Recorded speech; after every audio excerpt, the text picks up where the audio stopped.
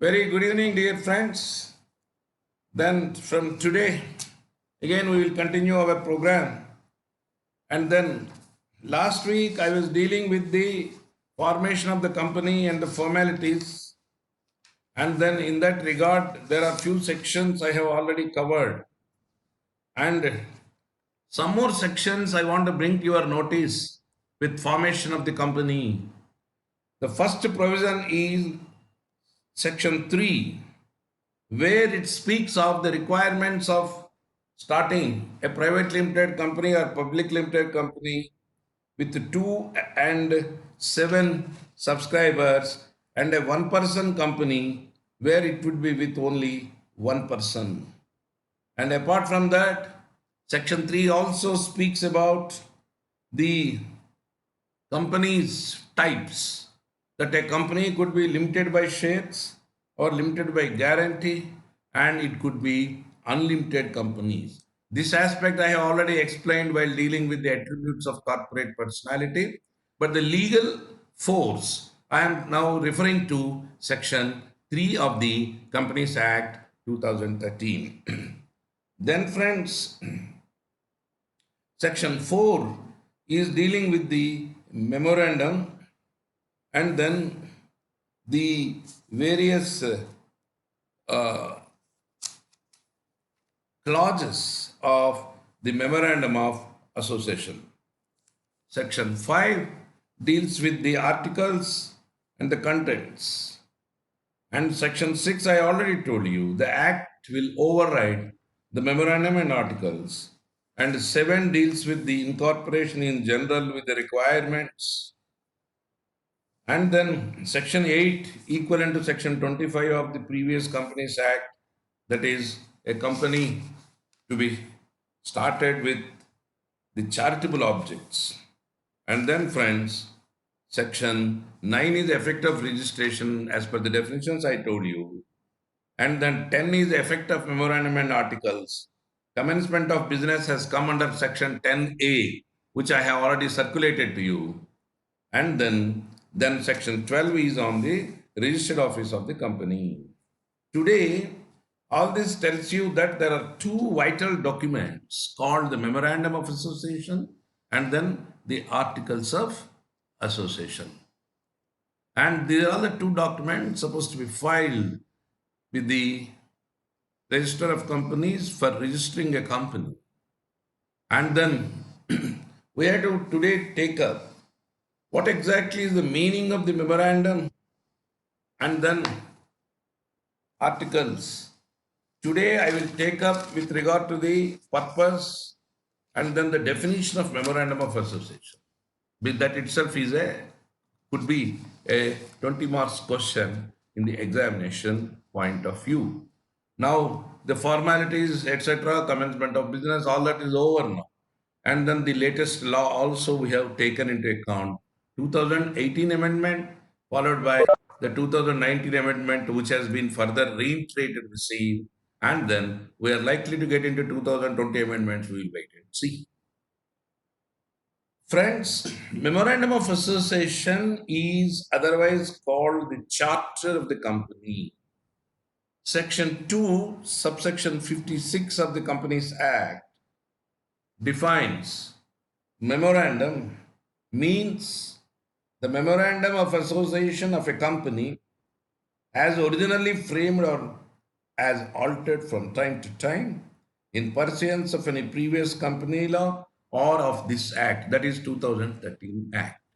That means it is as submitted to the register of companies, and if it is amended further, it would be the memorandum as it is amended. And then this particular memorandum and articles are compulsory for any kind of company, whether it is a public limited company, a private limited company, a one-man company, a government company. A government company could be a private or a public limited company. You understand? So in that event, every company has to necessarily file with the register of companies this document called the Memorandum of Association and then the other document called the Articles of Association. At this juncture, we have to understand that The memorandum of association is the constitution of the company. To tell you in general before I go into the details, the memorandum of association tells you that what for the company is formed, and then it defines the goals of the company. So we call it as the charter of the company. It is the fundamental document which defines the powers of the company. The company cannot go beyond the scope of the memorandum of association. The memorandum of association lays down the area of operation, and the movements of the company are defined and confined to the objects clause of the memorandum of association. Friends, in fact, the memorandum of association tells you as to what for the company is incorporated, and then what are the goals, and how about going into this particular memorandum as per the memorandum. Section 7 speaks of the memorandum, and it should be and then signed by all the subscribers, 7 or 2 or 1 as the case may be. And the effect of the memorandum is that such kind of implied contract is there under the Indian Contract Act, that if there are 1 lakh shareholders in a company and 7 subscribers started the company and subsequently others joined, they have naturally remaining people cannot sign because already 7 signed and company was formed. It is presumed, it is deemed that all the remaining shareholders, irrespective of the number, signed the memorandum and they are bound by the clauses of the memorandum. This is the most important aspect. That means this is called implied contract under the corporate law. So my shareholding number, I am the, let us say, 1 lakh shareholder of the company. And it is presumed, deemed that I am bound by the clauses of the memorandum, even though I have not signed. That is the presumption you have to draw. That is the power of the memorandum of association. Then, friends, the purpose of the memorandum is that the shareholders will understand by going through the memorandum the where the money they are contributing to the company's share capital is going to be used, the risks involved thereon, and then the outsiders of the company would know the objectives and whether it is right for them to enter into the contractual relationship with this company, and further whether they are properly entering into contractual relationship. How it is? It is because it is a fundamental document, defines the powers and lays down the area of operation and the movements, and then the company's directors cannot go beyond the purpose for which this particular company is formulated. What does it mean? Friends, prima facie, for example,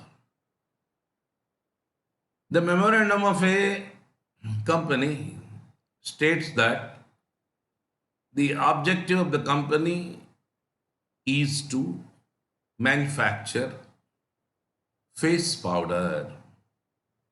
I think in India there are 2 companies very famous for face powder.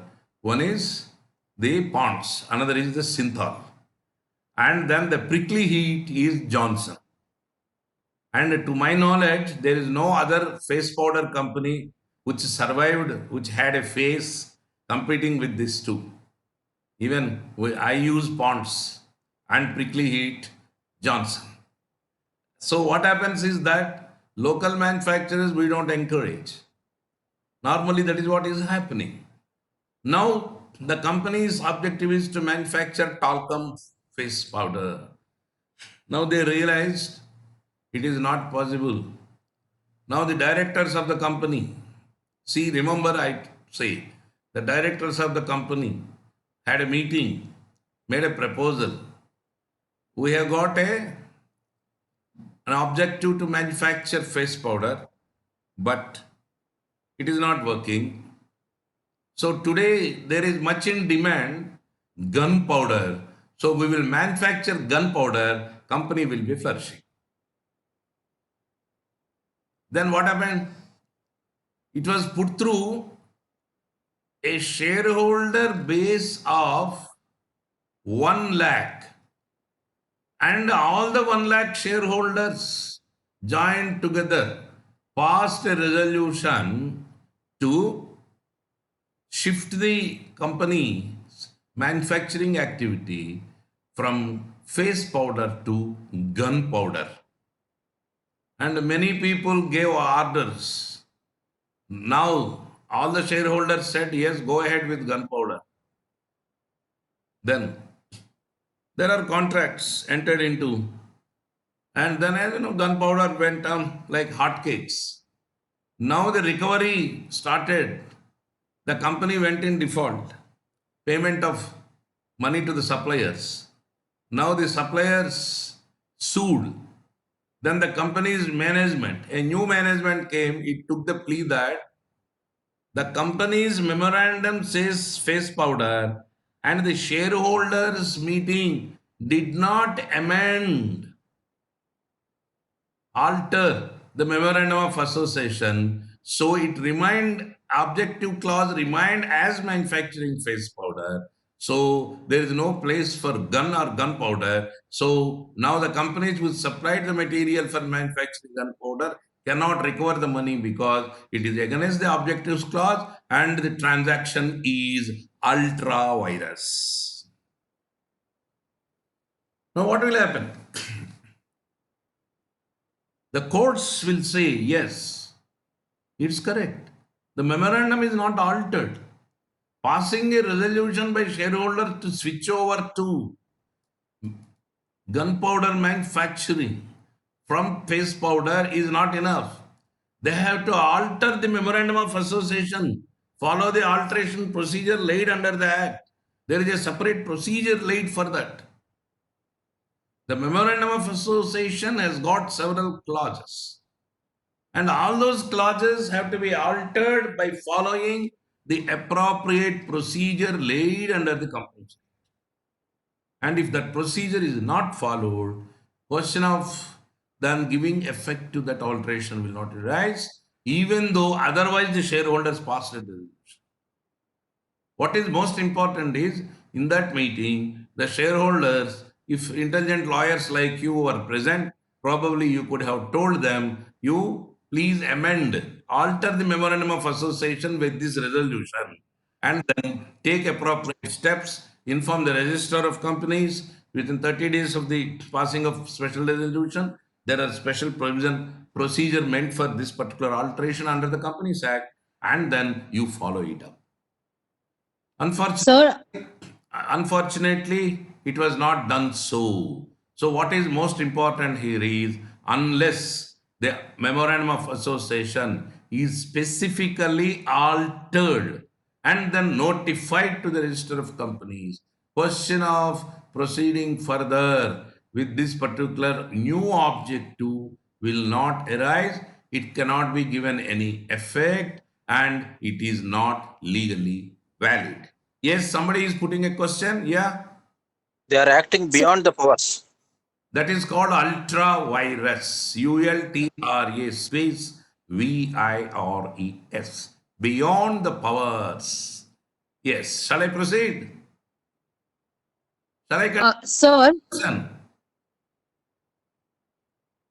Yes, madam. sir, when the company is passing special resolution, the example which you gave in that the company have already passed a special resolution and taking consent of all the shareholders. All That the special shareholders resolution. unanimously passed a resolution to switch over, but they have not altered the memorandum. Simply they said, we will now switch over, but they have not said we will change objectives clause. It has to be Okay, sir. altered. What is important is that we will come to alteration later on.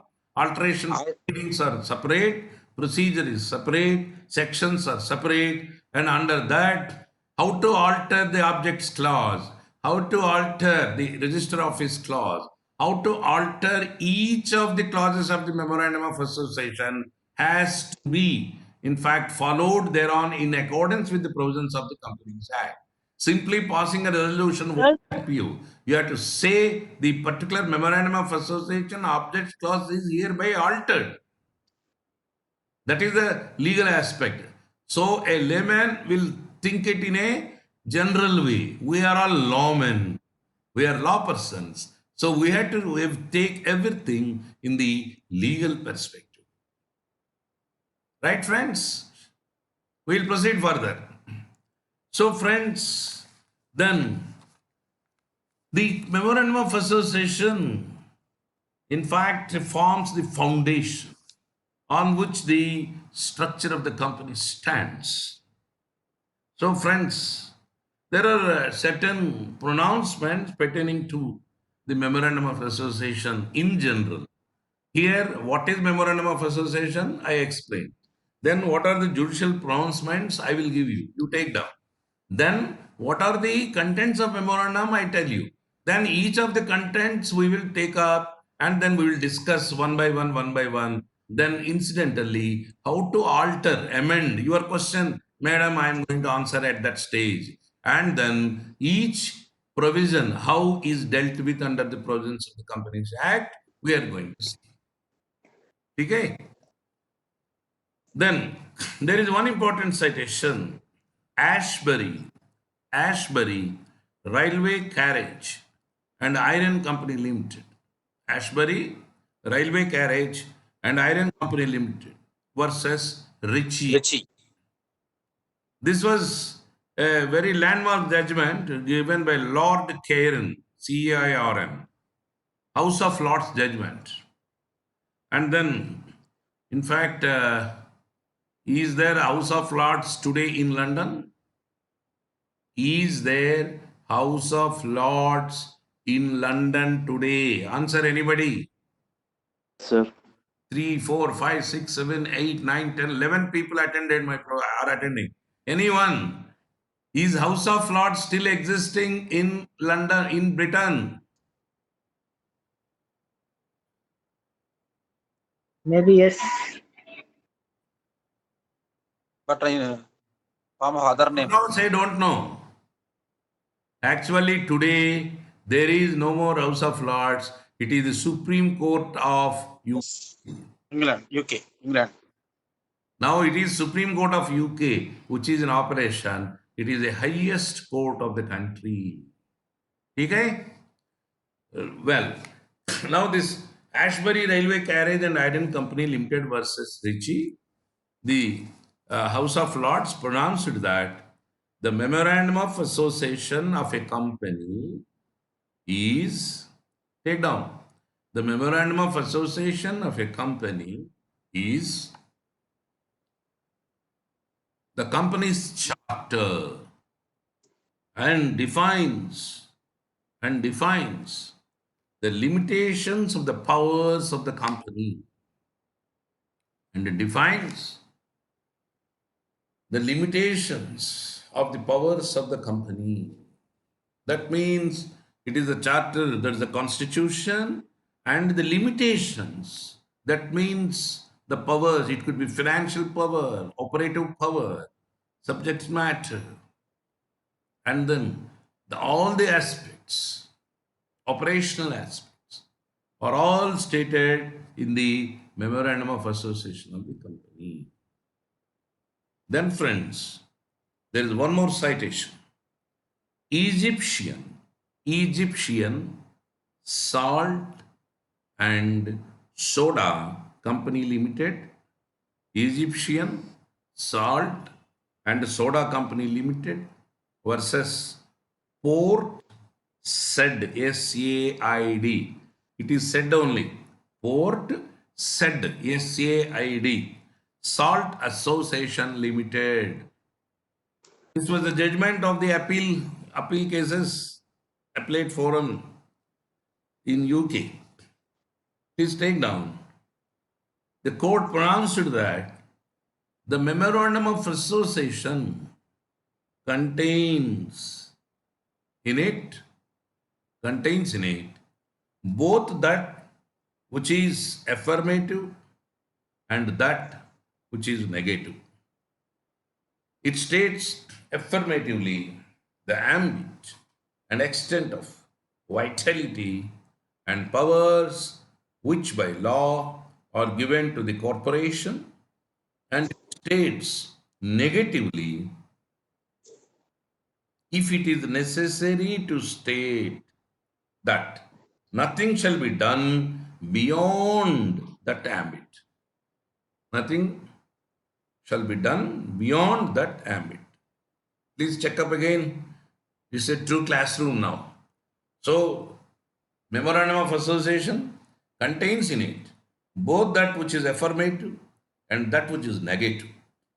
It states affirmatively the ambit and extent of vitality and powers which by law are given to the corporation, and it states negatively if it is necessary to state that nothing shall be done beyond that ambit. This particular definition tells you, as you understand, this particular concept of corporate entity is imported from England. So obviously, the English decisions we will see, Indian courts also followed the same concepts. And then the next citation is Courtman, Cotman, Courtman versus Brougham, Brougham, Cotman, Courtman versus Brougham, Brougham. In this particular case, the English court pronounced that what is the purpose of the Memorandum of Association? The court says the purpose of the Memorandum of Association is twofold. First is that the intending shareholder, before making investment in the company, know the field in or the purpose for which it is going to be used. What is that? It is investment. It is going to be used, and what the investor is going to take in making investment. How beautiful it is. Now the second purpose,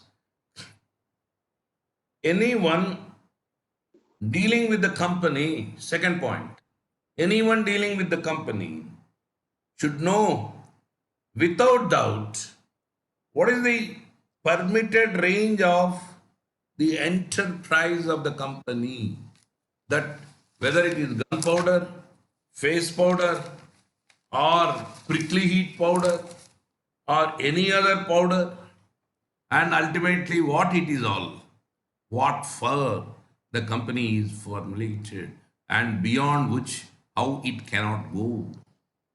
So friends, this is the way you have to understand the basic concept of Memorandum of Association and the purpose. I have told you in general, I have given you the legal statutory provision as to what it is defined in the Companies Act, then the three judgments, in fact, telling what exactly the concept is. Now we have to proceed further with the particular clauses. The Memorandum of Association is having several clauses, and then those clauses are named as name clause, the registered office clause, then the objects clause, then the capital clause, then the liability clause, and then lastly, the association clause. And then section 4 clearly deals with this particular aspect. You have to read section 4, section 6, section 7, and then ultimately alteration and all that remaining provisions, which I will tell you, in fact, one by one. And section 10 is on the effect of memorandum and articles of association both. So, friends, I will take up in my next session tomorrow detail. We will take more time. Tomorrow, I will spend more time and I will deal with, if possible, all or some of the clauses of the memorandum of association with the judicial interpretation. Like name clause means what are the do's and don'ts, what the provision says, what the judgment say, what is the practicality. In that way, each clause we will take and we will examine, and then we will complete our discussion of memorandum. In the same way, the articles, the definition, the meaning, significance, and the binding force of memorandum and articles and their effect. And in between, while dealing with this subject matter, we will also deal with various important doctrines. That is the doctrine of ultravirus, for example, the doctrine of indoor management. These are all the concepts which come across while studying this particular memorandum and articles of association. So, what we have studied today, we have studied about the general provisions relating to incorporation, and I have told you specifically the significance of memorandum of association, the definition, the meaning, and then the purpose for which the memorandum is constituted, and further the various clauses thereon. Tomorrow, we are going to deal with some or all of the clauses of the memorandum of association. So, thank you very much, my dear friends, and then Thank you, sir. look forward.